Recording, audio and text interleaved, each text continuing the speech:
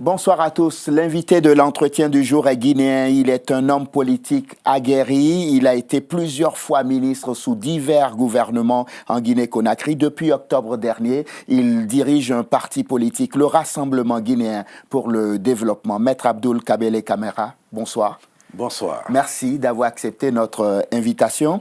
Merci également. Avant d'évoquer votre divorce d'avec le pouvoir et avec le président Alpha Condé, j'aimerais que vous présentiez à nos téléspectateurs le parti que vous dirigez depuis octobre dernier.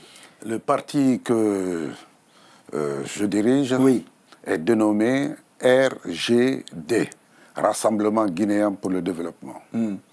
C'est un parti qui est créé depuis le 14 avril 1992. Ce n'était pas un parti de conquête du pouvoir, c'était un parti qui contribuait. Chaque fois que de grands événements se déroulent dans notre pays, ce parti donnait son avis, essayait d'éclairer et de sensibiliser la population guinéenne, les concitoyens.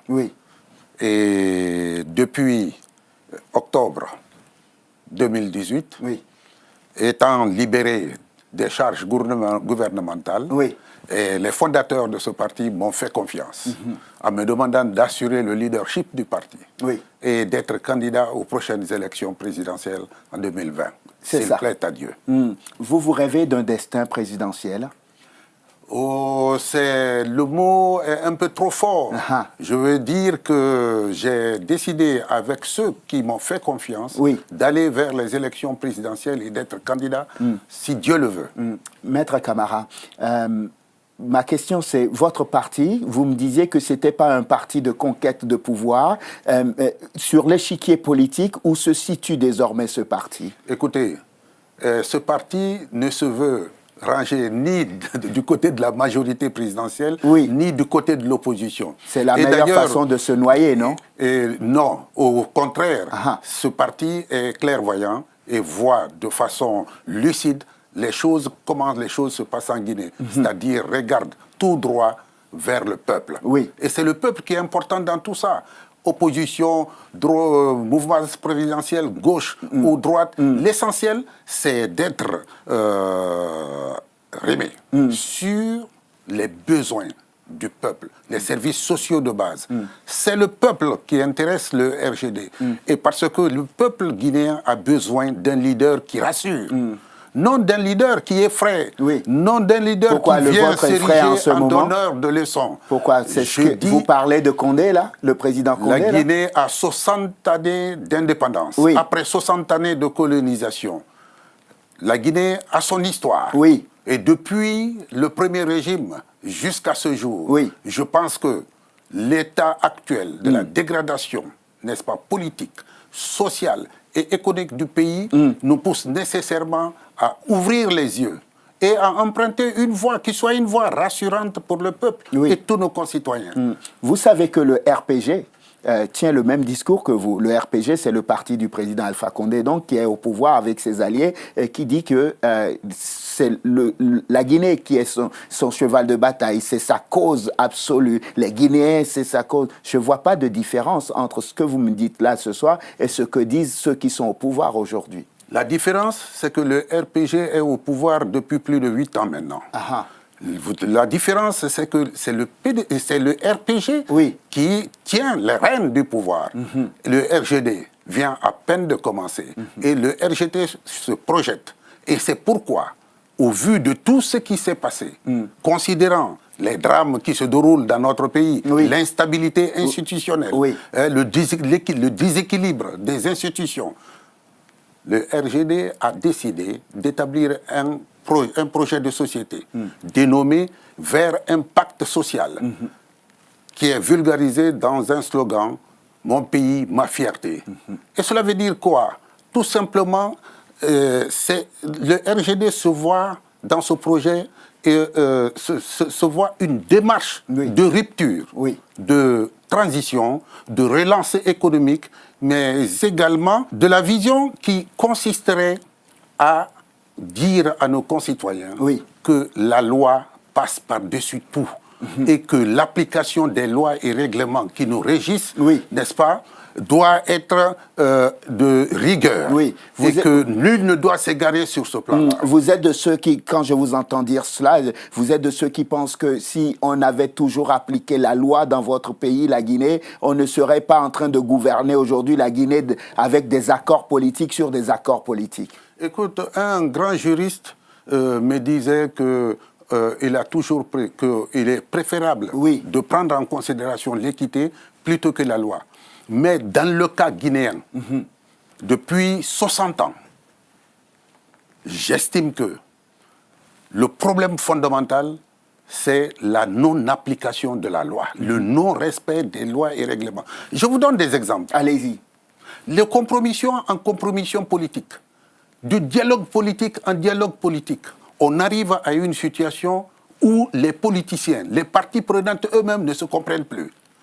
In fine, ils se trahissent, ils se font des coups, et ce qui provoque une frustration extraordinaire et qui amène à des violences, qui nous entraînent dans des violences, et causant des morts, des blessures graves et également des destructions d'édifices. La Guinée n'en a pas besoin. C'est pourquoi, quand je parle de rassurer, c'est justement dans ce domaine. Le dirigeant éclairé doit avoir dans sa main droite la loi. Et doit avoir dans sa main gauche la clé de la répression, mais une répression proportionnée. Il doit également faire en sorte que les citoyens, quel que soit leur niveau, quelle que soit leur situation, leur sensibilité, soient rassurés que la loi est applicable à tous. On dit souvent dans le jargon juridique que la loi est applicable pour tous, erga omnes. Alors, quand ce principe-là est galvaudé, quand ce principe-là n'est pas respecté, je pense que ça nous crée à l'instabilité. Que vous connaissez dans votre pays. Maintenant que vous êtes libéré du devoir de réserve, maintenant que vous avez repris vos ailes et que vous avez quitté le gouvernement, vous pouvez honnêtement, de vous à moi, personne ne nous entend, me dire juste ce que vous pensez du deuxième mandat, du bilan à mi-mandat du président Condé. Je vous remercie. Je dois tout de suite lever l'équivoque sur un point. J'assume partiellement, pour avoir été membre du gouvernement depuis 2011, j'assume partiellement les actions posées par le gouvernement du président Alpha Condé. Pourquoi partiellement? Partiellement parce que je suis un ministre d'un gouvernement avec un programme. Les actions positives, il y en a eu. Par exemple, au niveau du ministère délégué du ministère de la Défense.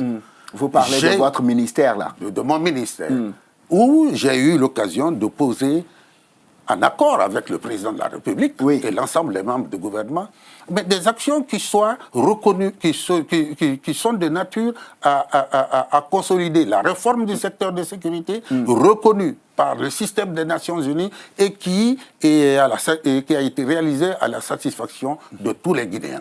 Le président de la République lui-même n'hésite pas à l'occasion de chaque discours, même récemment, le 1er octobre, à la veille du 2 octobre, de citer la réforme du secteur de sécurité en exemple. Je suis venu à la police, après 5 ans passés au niveau du ministère de la Défense, mais la police était en rupture avec la formation depuis plus de 15 ans.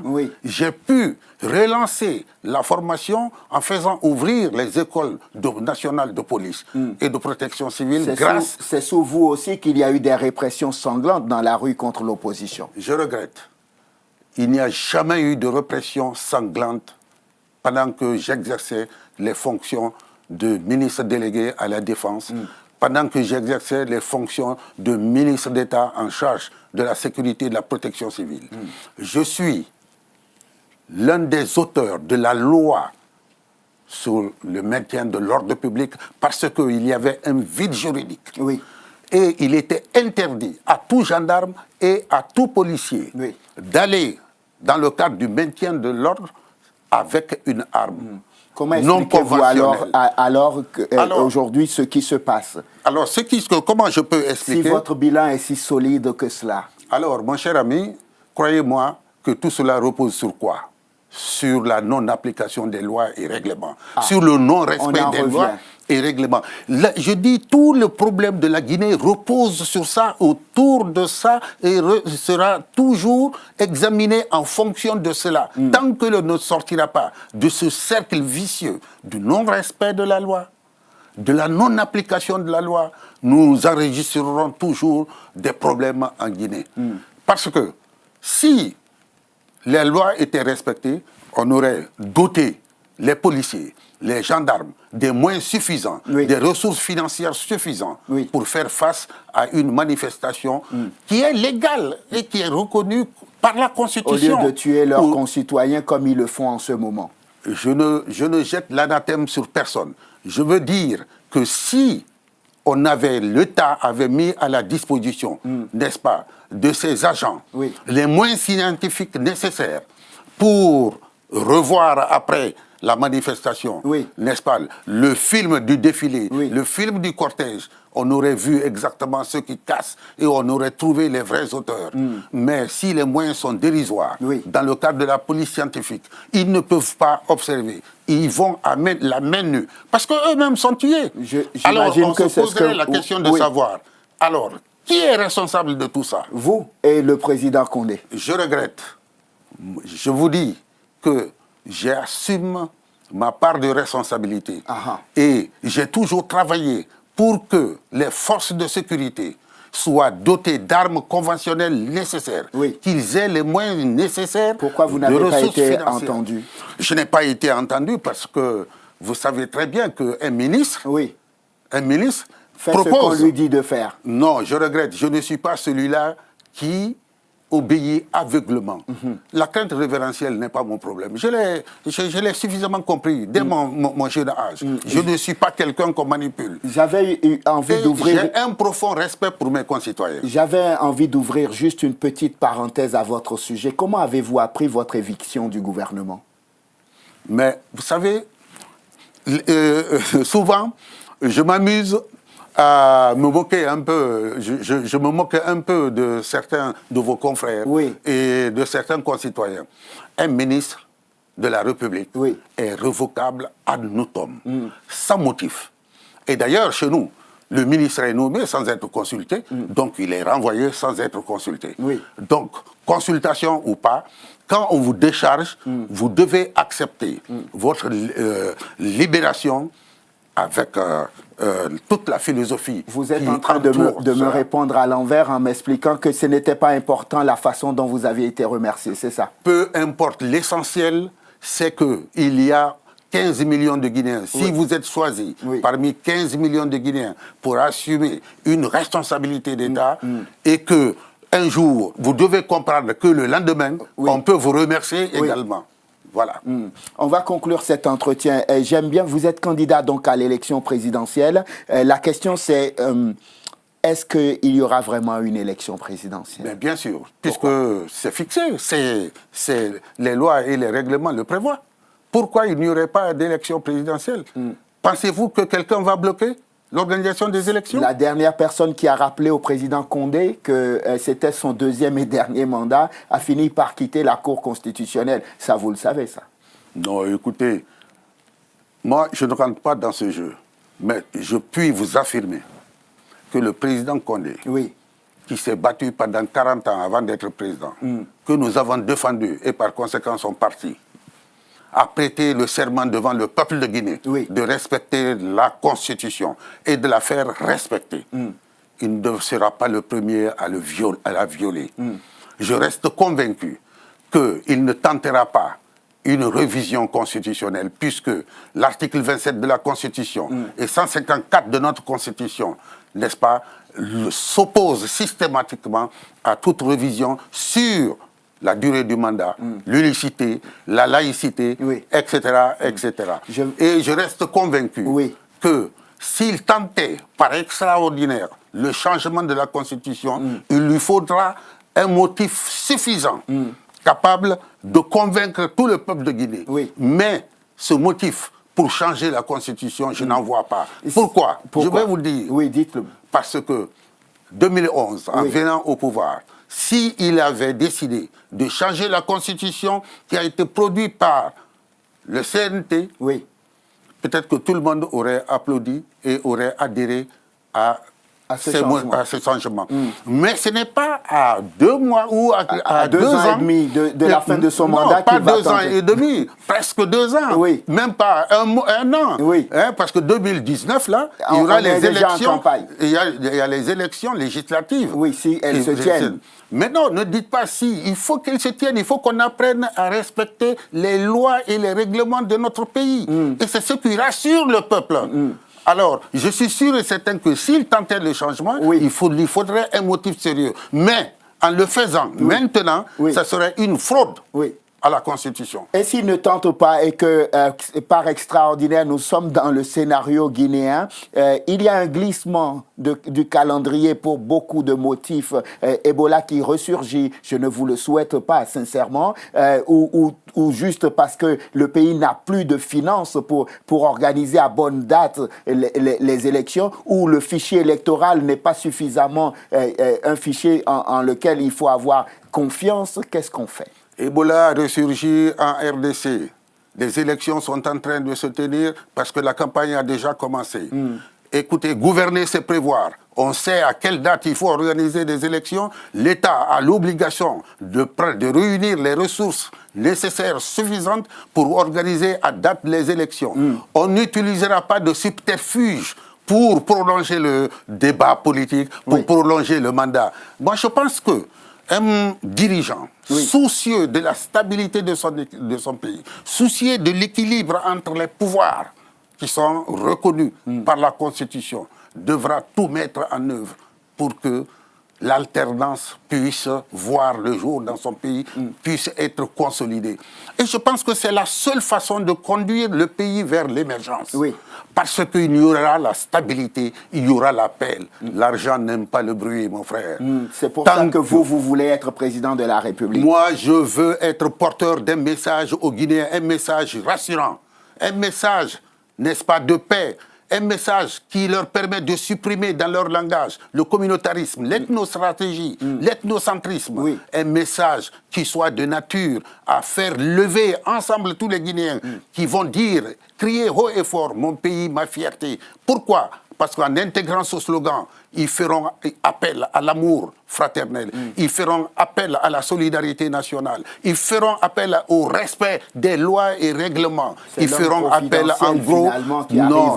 Non, c'est l'homme réaliste, pragmatique, qui a vécu en Guinée, qui est né en Guinée, qui est retourné en Guinée depuis 1990, après 20 ans d'exil, et qui a décidé de travailler pour lui-même en tant qu'avocat, opter pour la profession libérale. C'est cet homme-là qui a voulu se donner corps et âme pour un pays qui a besoin de ses ressources humaines aujourd'hui. Et il n'y a que lui, en fait. Non. Il n'y a pas d'homme exceptionnel. Ceux qui se croyaient plus grands se retrouvent au cimetière. Allez visiter les cimetières. Vous verrez qu'il y a des hommes plus indispensables qui reposent là. Maître Abdoul Kabele Camara, merci. Je vous remercie. Président du parti politique Le Rassemblement Guinéen pour le Développement, plusieurs fois ministre, je l'ai dit, vous avez été aussi avocat. Avant d'être ministre et de vous engager dans la politique. Vous avez été ministre des Affaires étrangères, vous avez assuré le portefeuille de sécurité, la défense aussi. Merci infiniment d'être venu dans l'entretien. Je vous remercie infiniment. Merci à vous de nous avoir suivis. Je vous souhaite de passer une excellente suite de programmes. Évidemment, sur Télésud, on se retrouve demain pour un nouveau numéro de l'entretien du jour. D'ici là, portez-vous bien. À demain.